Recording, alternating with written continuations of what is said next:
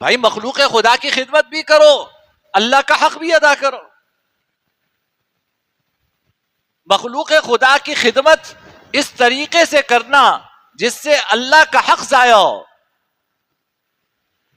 یہ ہمارا دین نہیں سکھاتا. یا بالکل اس کے برعکس لے لیجئے کہ ہم اللہ تعالیٰ کے حق اس طرح ادا کر رہے ہیں کہ بچوں کی خبر نہیں لے رہے، یہ بھی غلط ہے. میں عصر کے وقت مسجد میں آتا ہوں اور میرا معمول ہے کہ میں رات 10 بجے مسجد بند کر کے باہر جاتا ہوں.